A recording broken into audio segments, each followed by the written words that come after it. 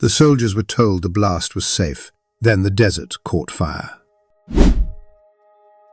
At exactly 5:10 in the morning, thousands of young American troops stood inside trenches carved into the Nevada desert, while officers delivered calm instructions through loudspeakers. "Do not look directly at the flash." Some soldiers laughed nervously.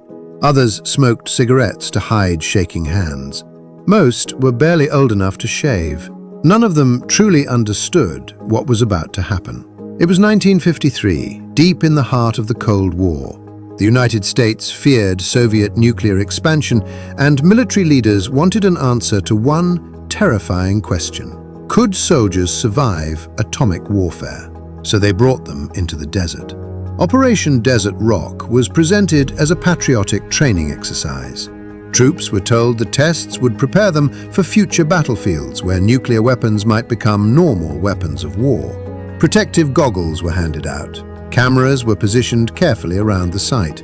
Generals watched from safe distances miles away, while young soldiers waited directly beneath the coming explosion. Then the countdown began. 5, 4, 3. When the bomb detonated, the entire horizon turned white, not bright, white. Soldiers later described it as if the sun had exploded directly in front of their faces. Seconds later, the shock waves smashed into the trenches with enough force to throw men against the sand walls. Heat rolled over their skin like an open furnace door. Some swore they could see the bones inside their hands through the blinding flash. And then came the order that haunted survivors for the rest of their lives: advance toward Ground Zero.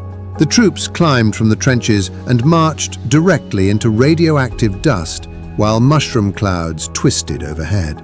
Military photographers captured smiling soldiers walking through fallout as if it were another ordinary training exercise. But within days, many became violently ill.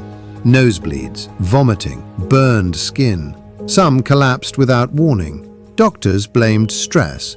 The government blamed fear.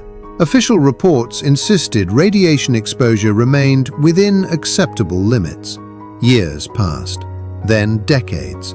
Thousands of former soldiers developed cancers, blood diseases, and severe birth defects in their children. Families demanded answers, but military records disappeared into classified archives. Veterans who spoke publicly were dismissed as paranoid or unstable, until one investigator uncovered sealed government documents hidden in federal storage. The internal memos revealed something horrifying. Commanders already knew radiation levels were far higher than publicly admitted. Some scientists privately warned that troops should never have been ordered anywhere near the blast zone. Those warnings were ignored, because Cold War optics mattered more than soldiers. Congress eventually launched investigations, but by then many veterans were already dead. Survivors testified before lawmakers while holding photographs of friends who never lived long enough to understand what had truly happened to them in the Nevada desert. Today, most Americans have never heard their names. The winds still move silently across the old test sites, covering the scars left behind beneath layers of sand and time. But one question still remains buried in the desert alongside the fallout. How many soldiers were sacrificed by their own government?